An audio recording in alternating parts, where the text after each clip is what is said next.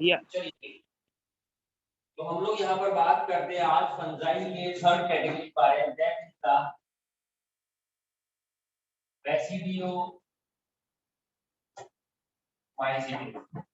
देखिए, जब हम लोग बेसिडियोमाइसीटीज के बारे में बात करते हैं तो इसके अंदर क्या होता है, कैसे होता है, किस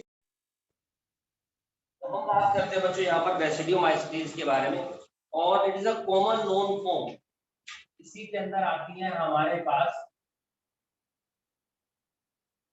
मशरूम। जो कॉमन नोन फॉर्म है इसके अंदर मशरूम्स है, ब्रैकेट फंजाई एंड पफबॉल। ये सब क्या है, ये सब फंगस के टाइप्स है। बेसिडियोमाइसीटीज के एग्जांपल ही और कुछ नहीं है।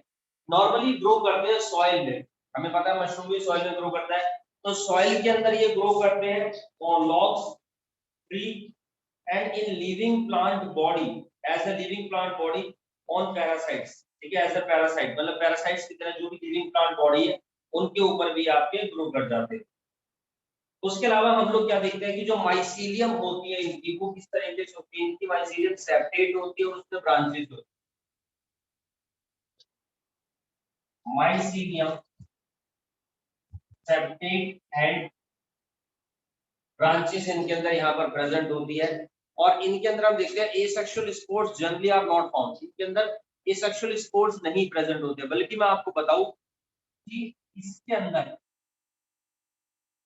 Sex organs are absent.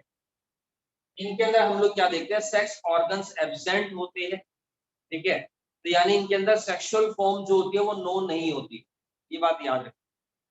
ठीक है, सेक्स ऑर्गन्स एब्सेंट होते हैं, तो इसका मतलब इसके अंदर कंफर्म है कि एसेक्सुअल रिप्रोडक्शन ही होता होगा। तो एसेक्सुअल रिप्रोडक्शन होता है कैसे, देखो एक तो यहाँ पर हमारे पास है वेजिटेटिव। वेजिटेटिव मोड है रिप्रोडक्शन का बाय फ्रेगमेंटेशन।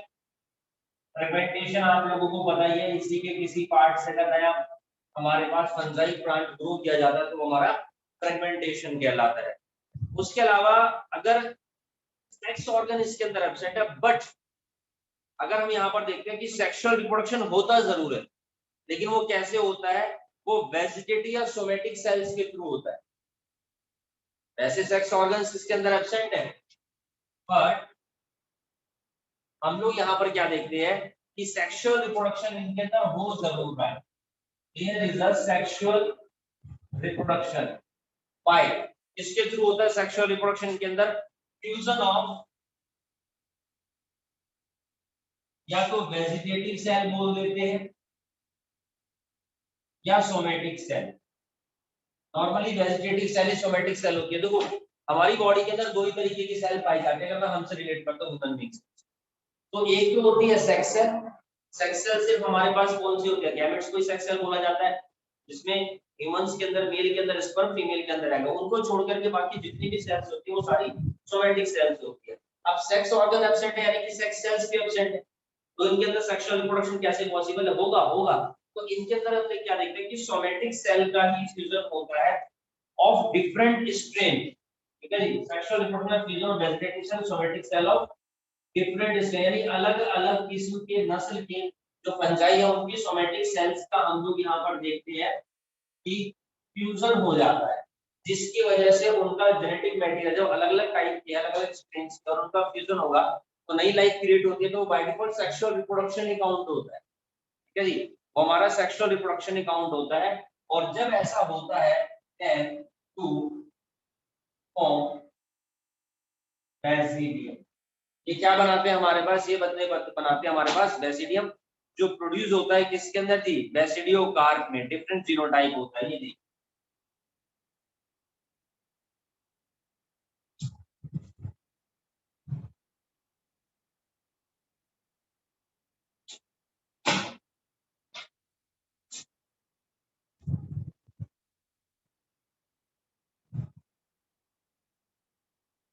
ये हमारे पास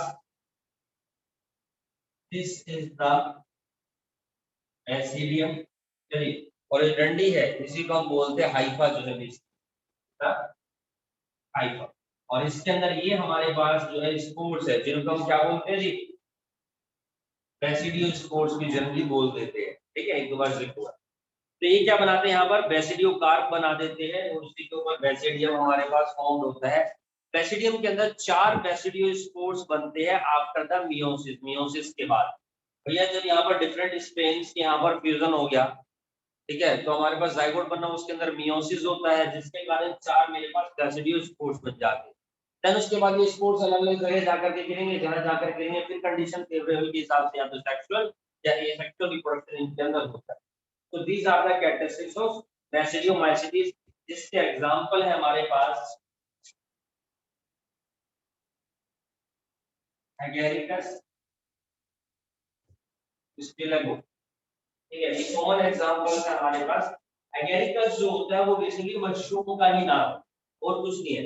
एगेरिकस मतलब कि मशरूम, और मशरूम की हम लोग क्या देखते हैं, काफी सारी कैटेगरी होती है, काफी सारी वैरायटी होती है। एक वीडियोस भी हम आप लोगों को दिखाएंगे। अच्छा, उसके अलावा जस्टिलगो हम देखते हैं कि स्मट्स क्रिएट करता है, और एक और हमारे पास इसके अंदर आता है बड़ा पॉपुलर है, दैट इज द कॉक्सीनिया, चलिए, और ये क्रिएट करता है यहाँ पर रस्ट, जिसको हम बोलते हैं वीट रस्ट बीमारी, चलिए।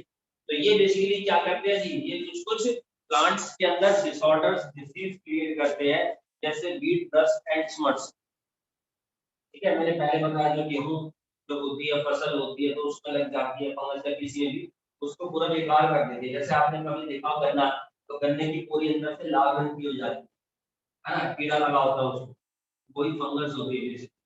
तो this is all about the बेसिलोमाइसिटिस।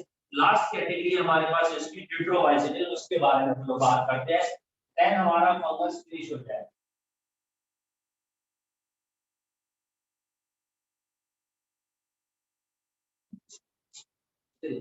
देखिए, जब ट्यूटरोमाइसिटिस के बारे में बात करते हैं तो हम बोलते हैं इसको इम्परफेक्ट फंगस, इम्परफेक्ट फंगस या फंजाई। इसको इम्परफेक्ट फंगस क्यों बोला जाता है, क्योंकि इसके अंदर सिर्फ asexual and vegetative mode of reproduction present होता है, जो जनरल कैरेक्टरिस्टिक्स है। बट समटाइम्स हम लोग क्या देखते हैं कि इसी के अंदर सेक्सुअल फॉर्म डिस्कवर हो जाती है, और जब सेक्सुअल फॉर्म डिस्कवर हो जाती है तो हम लोग यहाँ पर इसको डिट्रोमाइसिटीज से हटा करके एस्कोमाइसिटीज या बेसिडियोमाइसिटीज में काउंट करने लगते हैं, ठीक है। जो डिट्रोमाइसिटीज होती है हमारे पास, इसको इम्परफेक्ट फंगस बोला जाता है, because sexual form is not known for them. क्यों? Sexual form is not known for them, sexual form पता नहीं है, but when sexual form is discovered, तो हम लोग यहाँ पर इसको कौन सी कैटेगरी में डालते हैं, एस्कोमाइसिटीज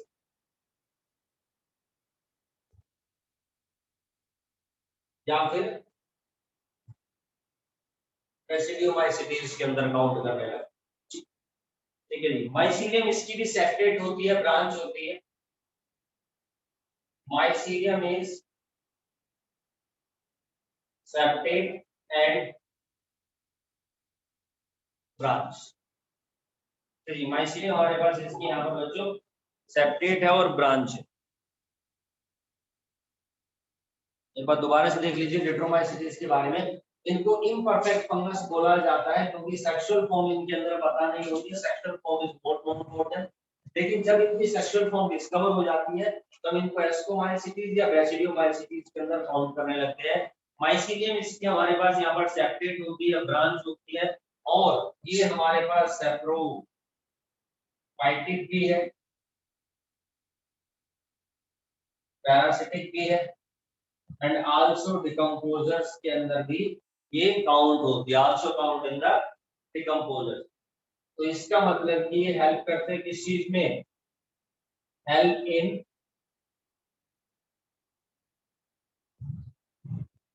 मिनरल साइक्लिंग में। किस चीज में हेल्प करेंगे, हमारा मिनरल साइक्लिंग में हेल्प करते हैं। इसके एग्जांपल है हमारे पास एल्टरनेरिया, पॉलीट्रिचम,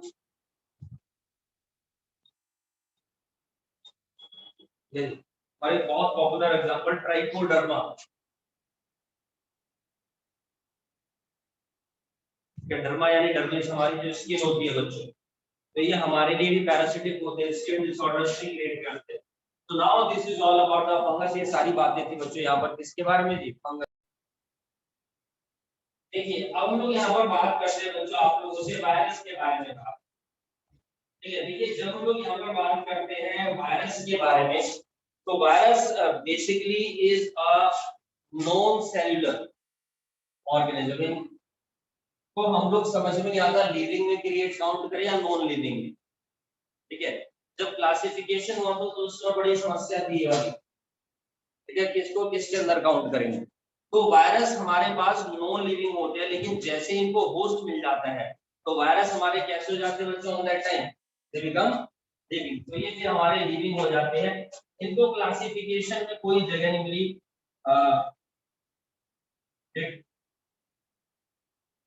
did not find a place in classification. इनको क्लासिफिकेशन में जगह नहीं मिली सिर्फ इसी चक्कर। ठीक है, क्यों? क्योंकि बेसिकली होस्ट की ही मशीनरी को टेक ओवर कर लेते हैं, होस्ट के ऊपर अटैक करते हैं और उसी की मशीनरी को, उसी के सिस्टम को यूज करते हैं। तो हम लोग क्या देखते हैं उससे पहले इनके inert crystalline structure, there is a inert crystalline structure, मतलब कि active, so difficult to call them living और नॉन लिविंग। इनको हम लिविंग बोलेंगे या नॉन लिविंग।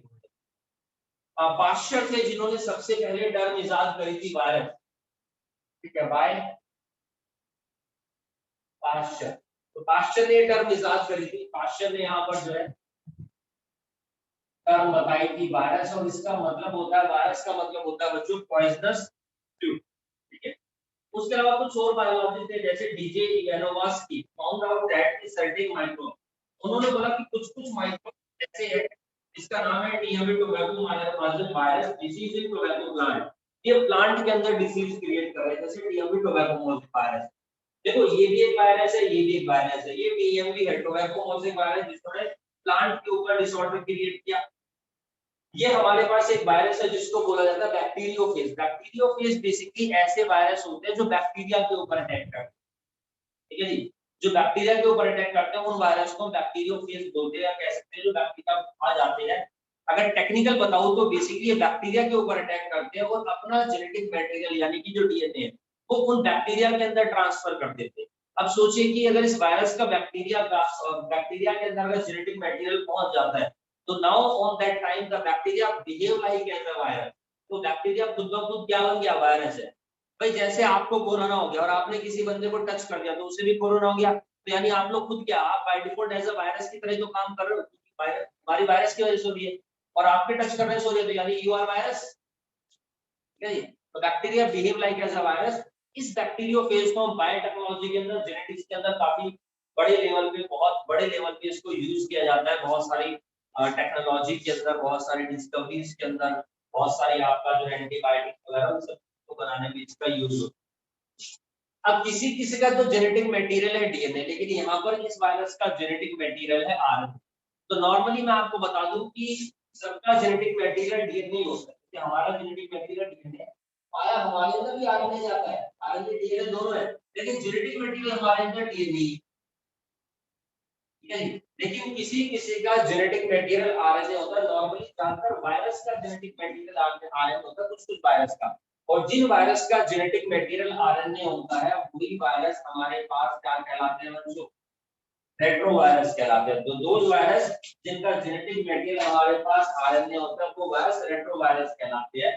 तो ये रेट्रोवायरस है। इवन मैं आपको बताऊं कि जो कोरोना वायरस है उसका जेनेटिक मटेरियल भी आरएनए है, तभी तो पकड़ में नहीं आ रहा। हमारी जितनी ऑब्जर्वेशन है, जितनी मॉनिटरिंग है, जितनी रिसर्च ज्यादातर डीएनए के ऊपर, आरएनए के ऊपर बहुत कम है।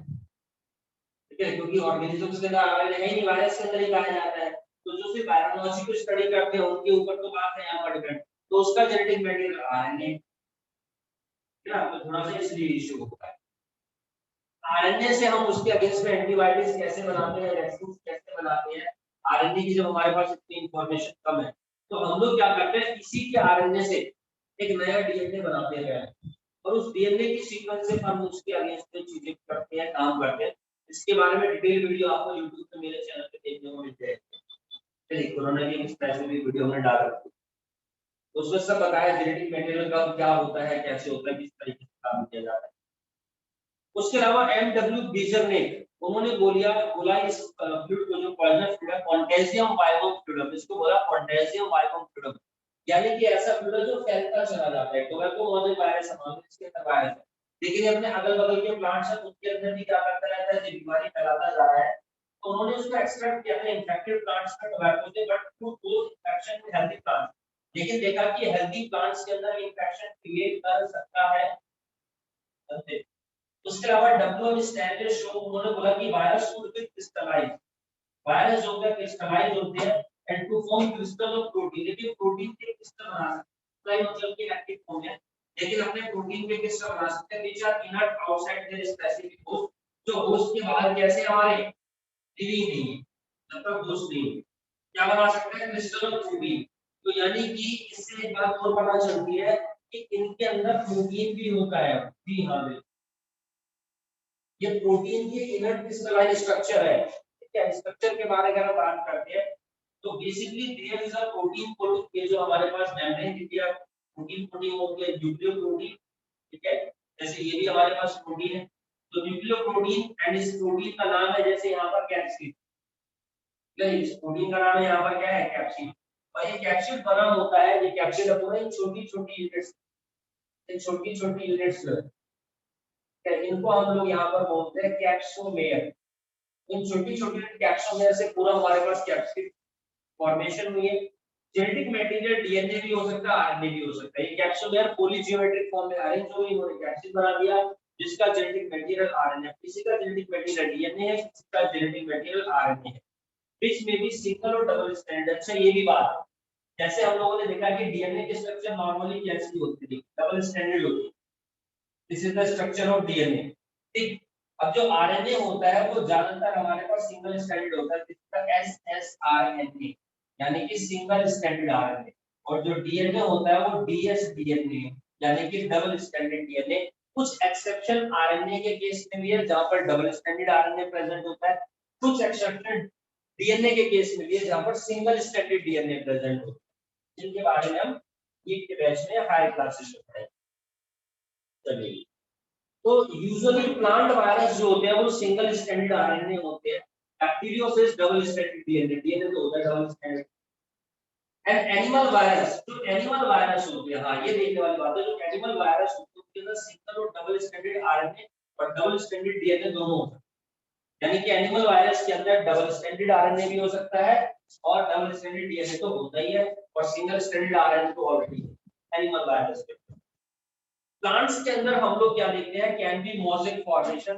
तो मोज़ेक फॉर्मेशन होती है यानी कि उसकी जो स्ट्रक्चर होती है वो चेंज हो जाती है, कलरेशन होती है, पिगमेंटेशन चेंज हो जाती है, इसकी वजह से इसको टोबैको मोज़ेक फॉर्मेशन बोला गया है। अब इसके अंदर क्या है, चीज हो रही है, साथ साथ लीफ भी रोल हो जाती है, कर्व हो जाती है, पूरी स्टेट स्ट्रक्चर वो इस तरीके से कर्व हो जाएगी पूरी की पूरी, कर्लिंग हो जाती है, येलोइंग हो जाती है, वीन क्लियरिंग होती है, जो वीन और वीनलेट्स होती है। ठीक है, ड्वार्फिंग होती है, हाइट छोटी रह जाती है, stunted growth due to the attack of this virus, virus के इन्वेडिंग के कारण।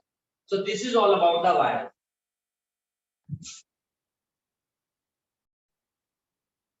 अब हम आपको बताते हैं बच्चे यहाँ पर विरोइड्स के बारे में। देखिए जब विरोइड्स के बारे में बताते हैं तो ये भी इन्फेक्शियस एजेंट होते हैं, these are also infectious agent, सबसे पहली चीज। And free RNA, free RNA यानी आरएनए नहीं होता है, there is a lack protein code, इनके ऊपर हम लोग क्या देखते हैं, प्रोटीन की कोटिंग नहीं होती है, ये आता लैक प्रोटीन कोड। ठीक है, and RNA has low molecular weight, इनका जो आरएनए होता है वो लो मॉलिक्यूलर वेट का होता है, जेनेटिक मटेरियल लेकिन आरएनए प्रेजेंट तो लो मॉलिक्यूलर वेट होता है, और इसकी वजह से बीमारी होती है जी स्पिंडल ट्यूबर डिसीज, इसमें हो रही है पोटैटो। तो हमारे पास जैसे देखो ये आलू है, नॉर्मली इस बीमारी के अंदर क्या होता है, उसकी जो शेप होती है वो स्पिंडल शेप हो जाती है इस तरह। देखिए लंबे लंबे आलू होते हैं पतले पतले से, इनके आजकल फ्रेंच फ्राइज बनते हैं चिली पोटैटो। तो पहले तो ये नॉर्मली होता था बीमारी, अब तो जानबूझ के म्यूटेशन प्रोसेस से बनाए जाते हैं क्योंकि इनको जो फ्रेंच फ्राइज में और चीजों पे यूज किया है। ठीक है, discovered by T O Diener. T O Diener ने इसके बारे में बताया था 1971। This is all about the viroid. ये 4 लाइन के ऊपर क्वेश्चन आ जाते हैं। देन उसके बाद हम बात करते हैं लाइकेन्स के बारे में। तो देखो लाइकेन्स क्या है, जब एल्गी और फंगस दोनों सिम्बायोटिकली एसोसिएटेड होते हैं, दोनों के सिम्बायोटिक एसोसिएशन के कारण क्या होती है जी, यहाँ पर फॉर्मेशन हो जाती है लाइकेन। तो एल्गी मतलब कि फाइकोबायोम, the study of algae is called the phycology and the study of fungus is for mycology and accumulation of fungus is called the mycobiome। तो फाइकोबायोम प्लस माइकोबायोम यानी कि एल्गी और फंगस दोनों का जब एक्टिवेशन होता है देन फॉर्मेशन होती है व्हाइट कलर के पैच की, जिसको हम बोलते हैं लाइकेन। ये नॉर्मली हमारे पास मान लीजिए ट्री है, जिन जगह पर काफी ज्यादा ग्रीनरी होती है, हरियाली होती है, कोई भी पॉल्यूशन नहीं होता, तो उन स्पेस में उन जगह पर हम लोग क्या देखते हैं, पेड़ों के ऊपर एल्गी और ये फंगस दोनों पाए गए, जिसकी वजह से व्हाइट कलर का पैच बन गया, जिसको हमने यहाँ पर क्या बोला बच्चों, लाइकेन बोला। इसी लाइकेन से केमिकल निकलता है जिससे हम लोग पेपर बनाते हैं, जिसको लिटमस पेपर बोला जाता है। जो ये अब पता लगाता है हमारे पास, मतलब यूज किया जाता है as an acid base indicator. पढ़ा होगा आप लोगों ने छोटी क्लास में ना केमिस्ट्री में, तो उसको एसिड बेस इंडिकेटर यूज करते हैं। जिन जगह पर लेकिन ग्रीनरी होती है, अगर कहीं पर पॉल्यूशन पाया जाता है तो लाइकेन की फॉर्मेशन नहीं होती। तो इसी वजह से लाइकेन को नेचुरल पॉल्यूशन इंडिकेटर भी यहाँ पर बोला जाता है। तो this is all about the lichen. जैसे हमारे पास कुछ कुछ माइक्रो ऑर्गेनिजम्स है, जैसे वायरस है, विरोइड्स है, लाइकेन मैंने आपको बता दिया, सिम्बायोटिक एसोसिएशन एक काम करता है। ऐसे हमारे पास प्रियॉन्स होते हैं, लेकिन प्रियॉन्स के बारे में जब बताता हूँ तो normally in modern medicine certain infections है ना, आज की डेट में कुछ इन्फेक्शंस होते हैं जिनको हम बोलते हैं न्यूरोलॉजिकल डिसऑर्डर। तो कुछ न्यूरोलॉजिकल डिसीज होती है were found to be transmitted, और ये ट्रांसमिट होती है। न्यूरो लॉजिकल मतलब with related to the brain, with related to the neurons also. जी, transmitted by an agent consisted of abnormally folded protein, यानी उनके अंदर जो प्रोटीन होता है उनके अंदर फोल्डेड प्रोटीन होता है। कि मान लो मेरे पास कोई भी एजेंट है जो कैरियर है एक तरीके का किसी बीमारी को फैला रहा है, अब इनके अंदर हम देखते हैं प्रोटीन होते हैं, तो प्रोटीन के ही बने होते हैं, प्रोटीन की एक स्ट्रक्चर होती है। हमारी बॉडी भी सेल से बनी है, सेल प्रोटीन से बनी है। तो हमारे पास हम लोग क्या कहते हैं, प्रोटीन की स्ट्रक्चर होती है। This is the shape of the primary protein. ये प्राइमरी स्ट्रक्चर है प्रोटीन की। This is the shape of structure of primary protein. Secondary protein की स्ट्रक्चर कुछ कुछ इस तरीके से होती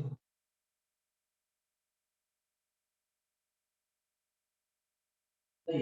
ये स्ट्रक्चर है प्राइमरी प्रोटीन की, ये स्ट्रक्चर है सेकेंडरी प्रोटीन की। एक होती है हमारे पास टर्शियरी प्रोटीन और एक होता है हमारे पास क्वाटरनरी प्रोटीन। आगे के चैप्टर्स में पढ़ेंगे। तो हम लोग क्या देखते हैं, इनके अंदर जो प्रोटीन होता है वो फोल्डेड होता है। चलिए, इसके अंदर हम लोग क्या देखते हैं, there is a folded protein. आप ये कह सकते हैं फोल्डेड प्रोटीन है, मतलब कि डैमेज प्रोटीन इसके अंदर यहाँ पर है और ये एजेंट है। ठीक है, तो it is a abnormal folded protein, इसके अंदर प्रेजेंट है। ये एक एजेंट के अंदर जो बीमारियां फैला रहा है इस तरीके का neurological disease, and this agent is similar in size to virus. ठीक है, ये जो एजेंट है similar in size to virus, बिल्कुल वायरस के साइज के हमारे पास सिमिलर है। और इन्हीं एजेंट्स को हम लोग यहाँ पर क्या बोलते हैं, this agents are the prions. जबकि हमारे पास वहां पर पूरी क्या थी, प्रोटीन की कोटिंग थी, एक स्पेसिफिक स्ट्रक्चर थी, हेड था, ठीक है, टेल थे, टेल फाइबर्स थे। तो मोस्ट नोटेबल डिसीज जो इन प्रियॉन्स की वजह से होती है, ठीक है जी, उन डिजीजेस के कुछ एग्जांपल हैं, जैसे कि पीएसई, ये एक डिसऑर्डर है जिसका नाम है बॉबिन स्पॉन्जिफॉर्म इंसेफेलोपैथी। कॉमनली इसी को मैड काउ डिसीज भी बोला जाता है। Commonly it is termed as mad cow disease, इसको हम लोग यहाँ पर मैड काउ डिसीज बोलते हैं। और इसी को बोला था CJD, Creutzfeldt Jakob disease. Jakob disease के नाम से काफी पॉपुलर है, हम लोग नेक्स्ट ईयर जेनेटिक्स में इसके बारे में पढ़ेंगे।